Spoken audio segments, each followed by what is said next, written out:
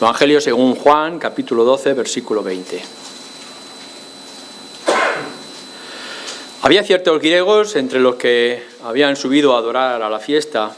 Estos, pues, se acercaron a Felipe, que era de Betsaida, de Galilea, y le rogaron diciendo: Señor, quisiéramos ver a Jesús.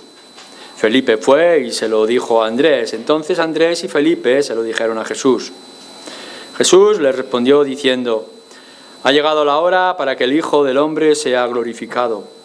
De cierto os digo que si el grano de trigo no cae en la tierra y muere, queda solo, pero si muere, lleva mucho fruto. El que ama su vida la perderá, y el que aborrece su vida en este mundo, para vida eterna la guardará. Si alguno me sirve, sígame, y donde yo estuviere, allí también estará mi servidor. Si alguno me sirviere, mi Padre le honrará. Ahora está turbada mi alma. ¿Y qué diré? Padre, sálvame de esta hora. Mas para esto he llegado a esta hora. Padre, glorifica tu nombre. Entonces vino una voz del cielo: Lo he glorificado y lo glorificaré otra vez. Y la multitud que estaba allí y había oído la voz decía que había sido un trueno. Otros decían: un ángel le ha hablado. El versículo 27-28, en realidad podríamos pensar que dice poco acerca de un alma turbada y de alguien que ora. Pero cuando vemos que lo que se está mostrando aquí, este sentimiento abierto, es de nuestro Señor Jesucristo, entonces viene a ser para nosotros algo tremendamente especial. Y requiere tiempo para que nosotros meditemos y asimilemos lo que estos versículos pueden estar significando. Hemos hablado anteriormente con respecto a este pasaje que viene de la conversación o la petición de los griegos de hablar con Jesús. No sabemos exactamente si estas palabras es a los griegos o es a los dos discípulos que solicitaban cita con Jesús. El caso es que es la oportunidad que el Señor Jesús tiene para hablar acerca de la mayor gloria que podemos esperar de Dios mismo. Y la mayor manifestación de la gloria de Dios no es otra que la cruz. Cómo el Señor se manifiesta para honrar al Padre y cómo el Padre aprovecha para honrar al Hijo. El Hijo, nuestro Señor Jesús, se hace hombre para morir la muerte que no es suya, sino que era nuestra, para salvar a un pueblo pecador como nosotros. Y tenemos que señalar claramente que la gloria de Dios se manifiesta en esta muerte del hombre inocente para hacer inocente al hombre culpable. Por tanto, esta obra de redención o de salvación para nosotros nos trae una vida nueva. Ahora y siempre decimos, a la luz de las Escrituras, que tenemos que vivir para su gloria, para ensalzarle a Él. Es decir, Cristo es la manifestación de la gloria del Padre y nuestras vidas están para su gloria. Y si lo veis desde otra perspectiva, entonces estamos errando el camino que nos manifiesta la Escritura. En medio de todo esto que nos está describiendo Juan, de las palabras del Señor Jesús, hay un instante, quizá un instante, donde el Señor manifiesta este alma turbada. Ahora está turbada mi alma. ¿Y qué diré? Padre, sálvame de esta hora. Mas para esto he llegado a esta hora. Padre, glorifica tu nombre. Vamos a meditar en esto. Veréis, tenemos que enfatizar una y otra vez que tu salvación y mi salvación, nuestra salvación, ha sido gratuita para nosotros, pero ha sido tremendamente costosa para el Padre y para el Hijo. No fue fácil. No es como, bueno, vamos a tomarnos un tiempo para hacer esta obra por el pobre hombre caído, hombre y mujer, y lo vamos a redimir. No, la obra de la cruz, de la obra de redención, esa manifestación gloriosa del Padre, no es algo que haya sido fácil.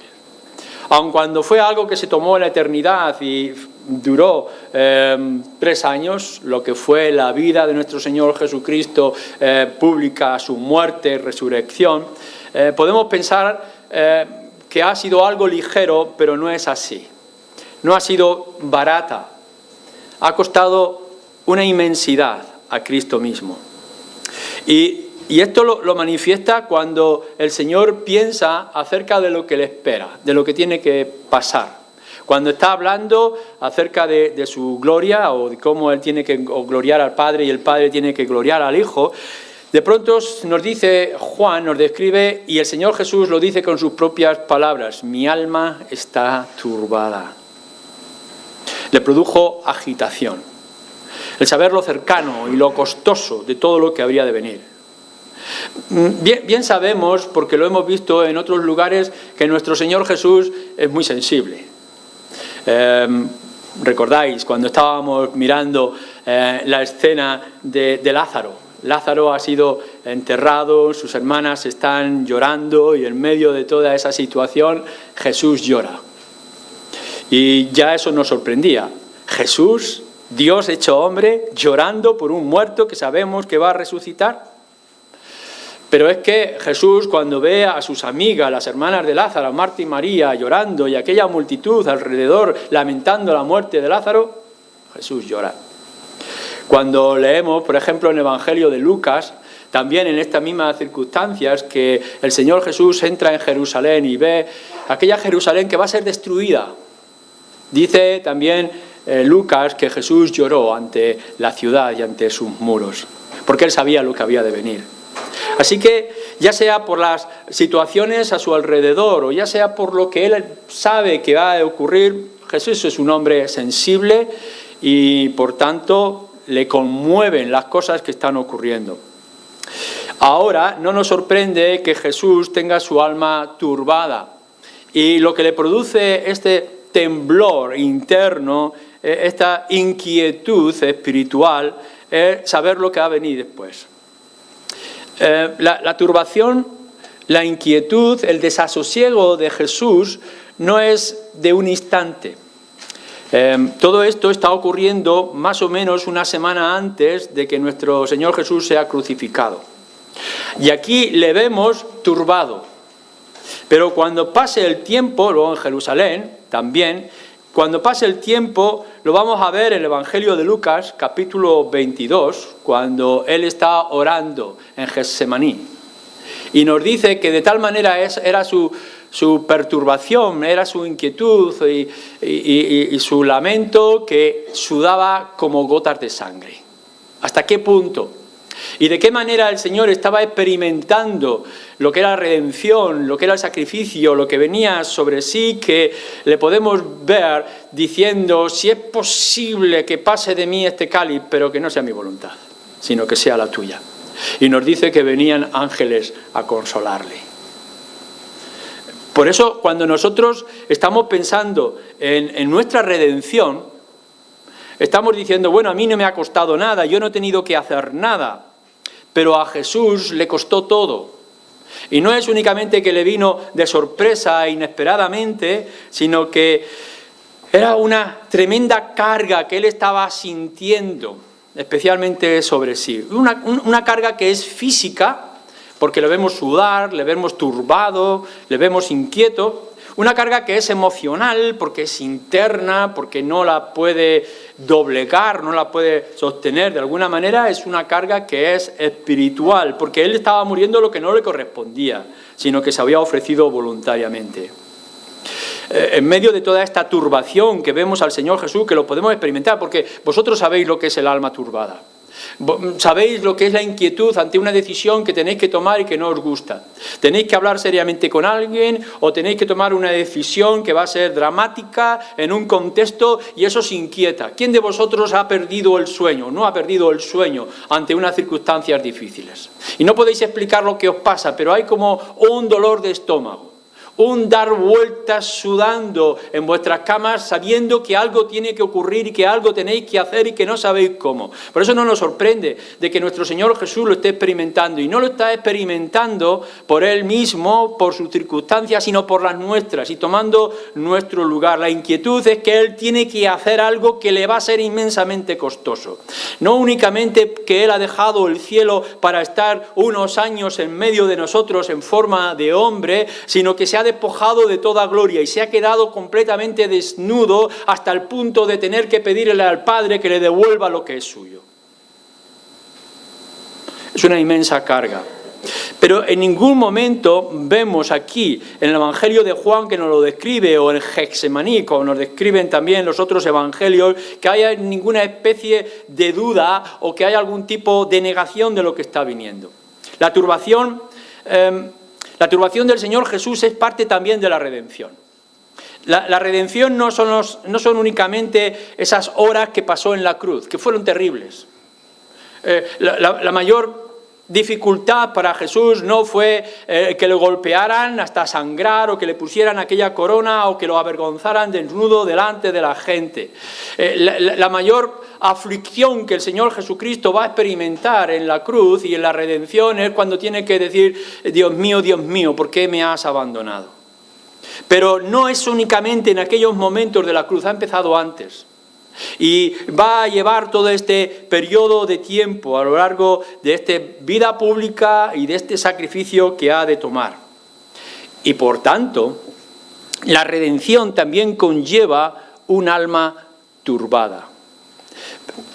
Ir conmigo al profeta Isaías, un capítulo, el profeta Isaías, que todos conocéis y debéis de conocer aún mejor, Isaías 53. Ahí nos describe el profeta acerca del siervo sufriente que es nuestro Señor Jesucristo y todo lo que va a experimentar. Pero en medio de todo lo que dice, que por ejemplo llevará nuestras enfermedades y nuestros pecados sobre sí mismo, hay algunas expresiones que son importantes. Vuelvo a decir, fijaros en Cristo, que tiene su alma turbada. Y ahora vamos a Isaías 53 y dice, por ejemplo, en el versículo 7, angustiado él y afligido, no abrió su boca. Y leer el versículo 11, verá el fruto de la aflicción de su alma y no quedará satisfecho. Por su conocimiento justificará a mi siervo justo a muchos y llevará la iniquidad de ellos. Por lo tanto, yo le daré parte con los grandes y con los fuertes repartirá despojos, por cuanto derramó, dice, su vida hasta la muerte. Estas expresiones nos están diciendo de que, fue decisión de Jesús o no que él tuviera su alma turbada, que estuviera estremecido ante lo que estaba esperando. No, esto ya estaba profetizado y ya estaba decidido. El Señor Jesús no únicamente sufre el dolor físico de estar en la cruz, sino el saber el paso que tiene que dar y que va a implicar una ruptura en la unión y comunión con el Padre. Por eso el profeta Isaías nos dice que nuestro Señor Jesús está angustiado y afligido. Y aún en medio de todo esto no abre su boca para cambiar la situación en la que se encuentra. La aflicción, dice versículo 11, de su alma. Es lo que nos está diciendo ahora que nuestro Señor Jesús está experimentando. Hasta el punto de que no únicamente nuestro Señor Jesús da su vida, sino que dice que derrama su vida. Cuando está hablando de esta expresión derramar, es que la va consumiendo y la va dando como si fuera poco a poco. Sabemos que toda muerte es dolorosa y que algunas veces la muerte viene de golpe y sin esperarlo. En estos días alguien nos anunciaba de una persona que fue a dormir y estaba descansando y no volvió a despertar. Y es una muerte placentera que ha venido de pronto. Nuestro Señor Jesús no va a dar su vida así como de pronto, sino que la va a derramar. Y ese derrame que le está haciendo por hombres y mujeres como nosotros, le produce una tremenda turbación dentro de sí. No lo podemos comprender, no lo podemos medir, pero lo podemos sentir cuando el Señor Jesús a sí mismo se está describiendo. Así que, cada vez que tú pienses tu salvación y de cómo tú un día has recibido este perdón de pecados. Se te ha perdonado todo lo que has sido y todo lo que has hecho para regalarte así, por nada y con nada, toda una eternidad de placer y de gozo en la presencia de Dios. Esto que tú has recibido gratuitamente ha costado mucho. Le ha costado todo, porque Dios de tal manera ha amado que hasta ha dado a su único Hijo por nosotros. Tienes que valorar tu salvación no por lo que te ha costado a ti, sino por lo que le ha costado a Él. Esto es fácil de plantear cuando pensáis en los regalos. Si cogéis al niño que un día está tan tranquilo y por su cumpleaños, por alguna fiesta, le hacéis un regalo costoso, el niño no lo va a valorar, va a disfrutar de él durante un tiempo y no importa si ha costado poco o mucho, cuando se canse lo tirará, lo desarmará para no volverlo a armar. Es un regalo y por tanto no le ha costado nada, ha venido de pronto. Ahora decirle al niño que si quiere aquel regalo tiene que ahorrar. Y le ponéis la hucha y le obligáis a que cada día o cada semana tenga que poner este dinero hasta que tenga el dinero para comprarse lo que quiere. Tener la seguridad que lo va a valorar. Y no enseguida se va a cansar para desarmarlo y no volverlo a armar. Esto es lo que está ocurriendo con respecto a la salvación. A veces pensamos, bueno, yo no lo buscaba, me ha venido, ahora soy salvo y ya está. No penséis únicamente en lo que tenéis, pensar en Cristo. Cuando está en aquella conversación con sus discípulos y dice estoy turbada o mi alma está turbada. Y mirarlo cuando está en oración y veis cómo se conmueve en la oración con el Padre y cómo suda aquellas parecidas gotas de sangre. Y verlo a Él en sus lamentos en la cruz. Y escuchar su voz, sentir lo que Él está experimentando. Y entonces diréis que la salvación nuestra ha sido tremendamente costosa. Pero en medio de toda esta turbación, lo que experimentamos en segundo lugar con respecto a Cristo es que esto le lleva a la oración. Y volvemos a decir lo que decíamos al principio, no nos sorprende, porque conociendo la Escritura podemos ver que Jesús en multitud de ocasiones lo descubrimos orando al Padre. La gente lo sabía. La gente sabía acerca, incluso cuando cogen a los niños y les llevan a la presencia del Señor, que los discípulos no querían dejar, para que le pusiera la mano y orara. O sea que parte del ministerio de Jesús era también la oración, la comunión con el Padre. Cuando está afligido por la multitud, lo podemos ver en el Evangelio de Marcos, por ejemplo, nuestro Señor Jesús busca un lugar aparte para orar. Ante la muerte de Lázaro, podemos ver a nuestro Señor Jesús dirigiéndose al Padre y diciendo, estas cosas no las has hecho por mí, las has hecho para la gloria de tu nombre, orando, comunicando otra vez con el Padre. Leer con suma atención el capítulo 17 de Juan, la oración intercesora o sacerdotal de nuestro Señor Jesucristo. ¡Qué tremenda, qué sentida, qué profunda es la oración de nuestro Señor Jesús! O volver otra vez a leer las palabras de nuestro Señor Jesús en Getsemaní. O escuchar la voz del Señor cuando está en la cruz.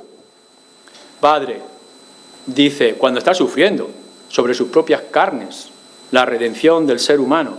Padre, perdónalos, porque no saben lo que hacen. O unos versículos más adelante también.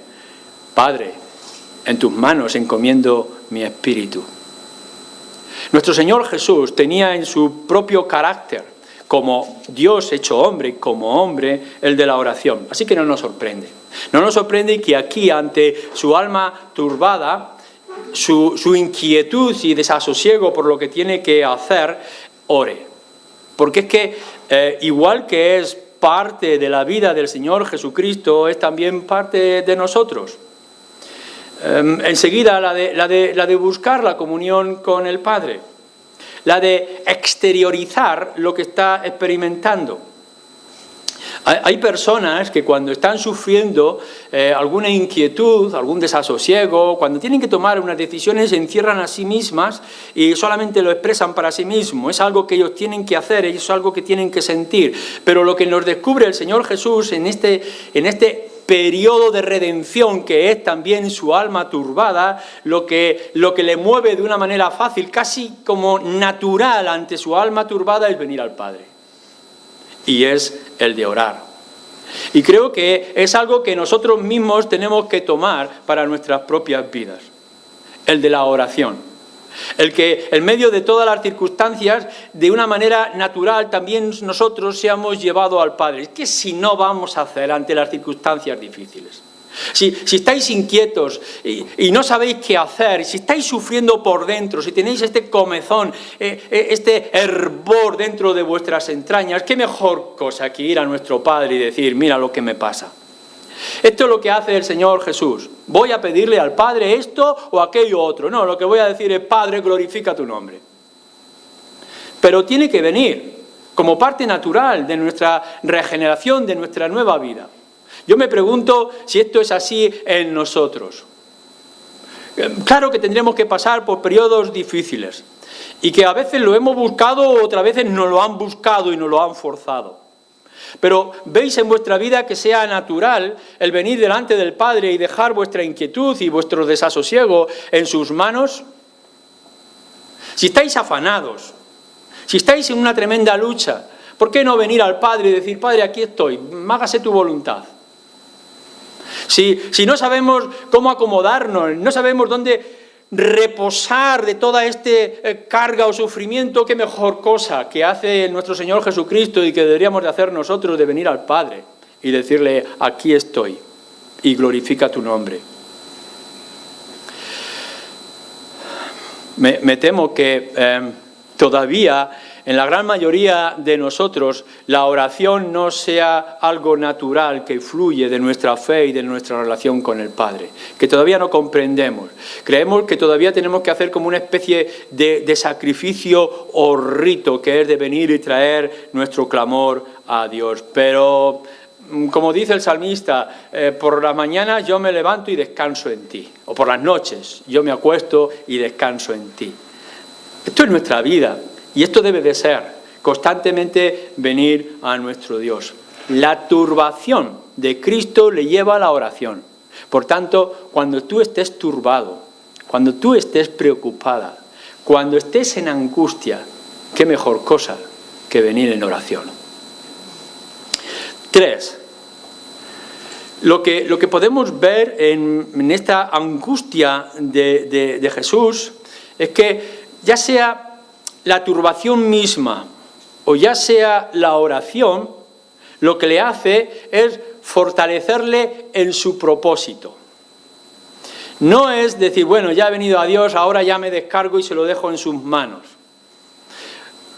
¿Qué voy a hacer? Dice. ¿Qué diré? ¿Cómo voy a actuar? Dice Jesús. Padre, sálvame de esta hora, líbrame de esta batalla. Pero si yo he venido para esto. Y mientras nosotros le estamos viendo al Señor Jesús turbado y angustiado, vuelvo a decirlo, sabemos porque el Señor lo dice, su alma, sus entrañas están turbadas, en medio de esta oración y esta turbación, ¿qué es lo que hace? Padre, glorifica tu nombre. Es decir, su propósito es fortalecido. Todo lo que nosotros tengamos que hacer o tengamos que decir, por lo que tengamos que pasar, necesita que lo pensemos. Necesitamos meditar en nuestras cosas. Y la meditación de las decisiones van a producir en nosotros cambio y lucha. No está diciendo elige nueva ropa de tu armario. O cambia de ciudad porque yo te lo digo. No, lo que está diciendo es, mi vida te pertenece, ¿estás dispuesto? Ahora tu vida es mía y está en mis manos, vas a vivir para mi gloria. Y entonces, cuando nosotros pensamos que todo lo que tengamos que hacer y decir es para la gloria de Dios y que nos vemos incapacitados quizá, que vemos cómo nuestras entrañas luchan, lo que decíamos esta mañana, esta lucha opuesta, espíritu y carne, pensemos en estas cosas. Pensar en la obra del Señor y en nuestra propia vida nos puede producir inquietud interna. Siéntelo, lucha, pero sigue adelante. Nunca nosotros debemos de buscar el de librarnos de nuestras responsabilidades y de nuestros deberes. Tenemos que pensar, sentir y luchar en nuestra vida cristiana, como lo hace el Señor Jesucristo. Estoy turbado, pero Padre, glorifica tu nombre. Y nosotros tendríamos que tener este mismo conflicto, pero tendríamos que tomar las mismas decisiones. Padre, estoy dolido, estoy cansado, estoy preocupado, estoy en tremenda lucha, mi debilidad en la carne, mi debilidad en lo físico, en lo mental, en las complicaciones que hay a mi alrededor, las decisiones tan difíciles que tengo que tomar. Es una lucha, pero Padre, glorifica tu nombre. Y lo que podemos ver en el caso del Señor Jesucristo es que el dolor no se quita, porque unos días después lo veremos sudando sangre en el monte Getsemaní o en el jardín. El dolor no se quita. Y seguramente el Señor no te quita el dolor, no te quita la responsabilidad. Nunca vas a dejar de ser hijo y por tanto nunca vas a dejar de luchar. Pero lo que sí podemos ver es que nuestra venida delante del Padre nos fortalece.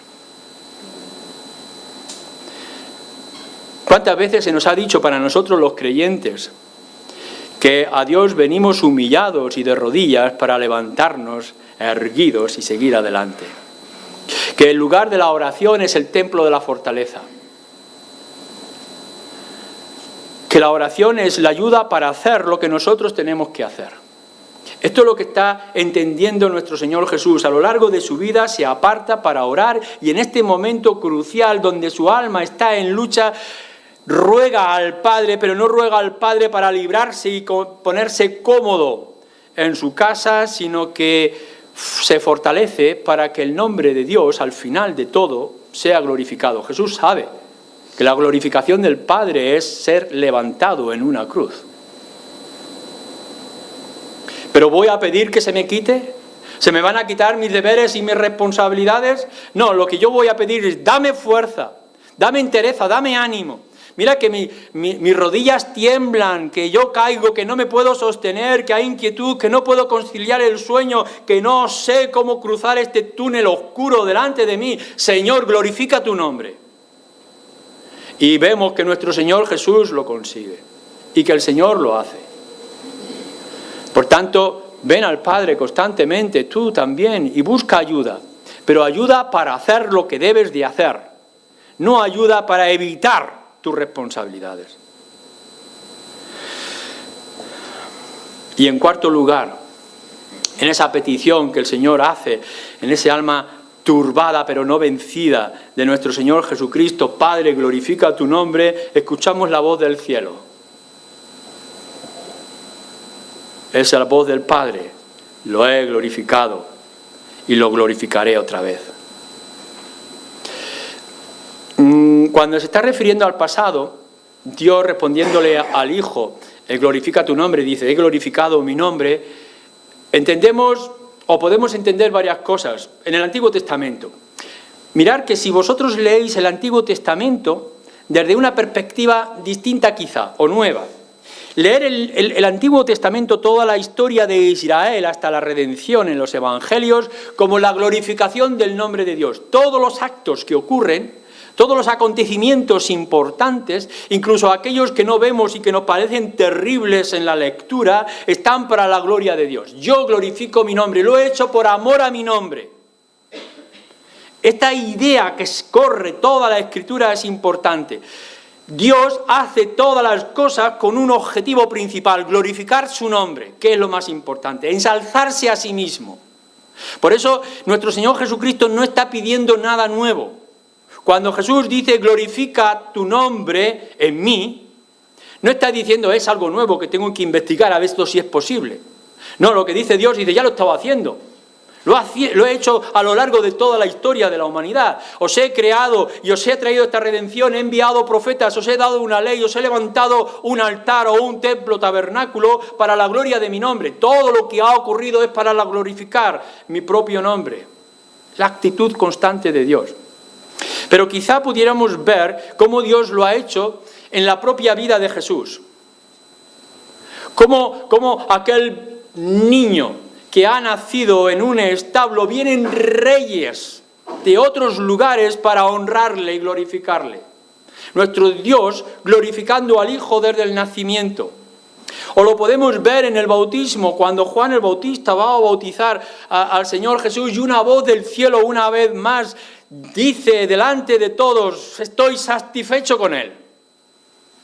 O en el monte de la transfiguración, que los mismos profetas y el representante de la ley vienen delante de Cristo también para honrarle. A lo largo del Evangelio de Juan podemos ver cómo el nombre o la persona de Cristo es glorificado. El Señor dice, lo he glorificado, lo voy a volver a hacer. ¿Quieres que mi nombre sea glorificado en ti? Ya lo hice en el pasado y lo volveré a hacer otra vez en el presente. Y cuando nosotros decimos que lo volverá a hacer, Padre, glorifica tu nombre, y el Padre en el cielo le dice, yo lo volveré a hacer, ¿qué si no tendremos que dirigirnos a la cruz? Y tendremos que pensar en la cruz mismo. En el Evangelio de Juan, en el capítulo 17 que decía antes, podemos ver cómo el Señor Jesús una y otra vez dice, devuélveme la gloria que yo tenía, glorifícame. Y lo que está pidiendo es esa gloria que va a pasar. Cristo conquista la muerte, Cristo conquista el pecado, Cristo conquista la fuerza de Satanás. Él es vencedor en todas las batallas. Él es glorificado no únicamente por su naturaleza, sino por su obra. Esto es lo que está implicando todo lo que está pidiendo. Y el Padre está diciendo, sí, yo me voy a glorificar en ti, me voy a gozar, voy a extender la grandeza de mi nombre en la obra que tú estás haciendo. Y lo va a hacer de manera plena y total. Aun cuando parecía que el mundo estaba en oscura y estaba en tinieblas, al tercer día Cristo resucitó. Y todas las cosas han cambiado y la esperanza ha venido. Y el pueblo pudo salir al mundo entero diciendo, Cristo vive y nos trae vida a nosotros. Pero quizá cuando está diciendo la voz del cielo, lo glorificaré una vez más en el futuro, ¿por qué no pensar que se refiere al trono? Cuando leemos en las cartas de Pablo, por ejemplo, o el autor de Hebreos, que nos dice que él está sentado a la diestra del Padre y que el Padre ha traído todas las cosas a sus pies, de tal manera que Cristo es ensalzado y levantado por encima de todas las cosas. Él es honrado sobre todos. No únicamente que Cristo lo tiene por herencia, por ser parte del Padre, sino que Cristo lo tiene porque lo ha conquistado. Es como cuando el vencedor se sienta en el medio del trono y todos los vencidos vienen a sus pies. Así el Padre le trae todas las cosas. Y el Señor Jesús puede llegar y decir, mi Padre me lo ha dado todo ahora. Y ahora todo me pertenece. ¿No es esto la glorificación de Cristo o la glorificación del Padre en Jesús?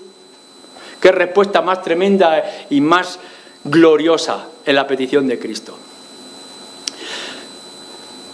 Así que unir estas dos cosas, que es importante para nosotros.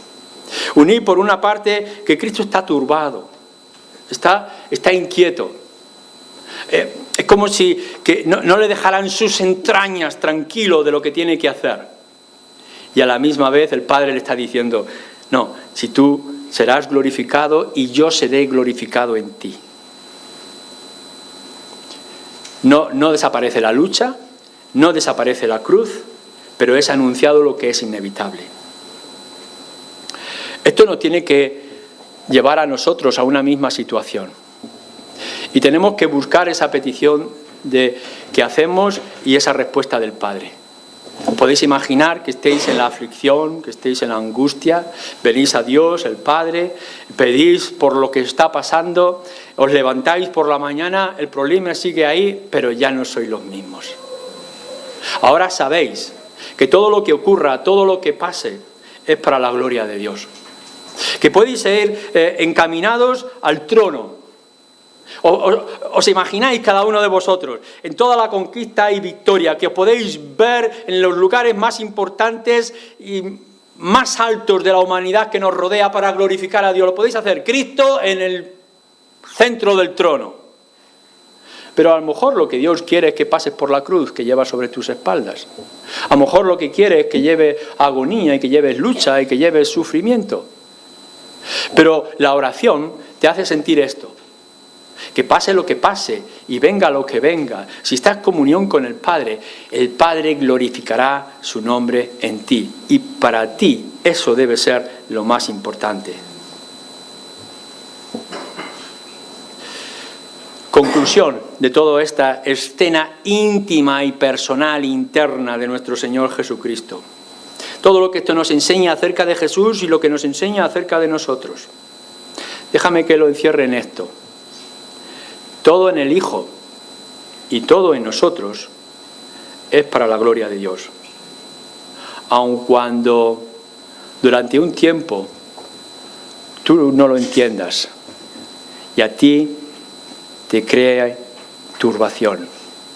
Piensa que todas las cosas ocurren desde el principio de la historia hasta la misma eternidad para que el Señor sea ensalzado y sea maravillado y las multitudes puedan decir cuán grande es nuestro Dios. ¿No crees que no puedes encontrar, no vas a encontrar un objetivo mayor y más extraordinario que este, ser instrumento para la gloria de Dios en la cruz o en el trono? Amén. Amén.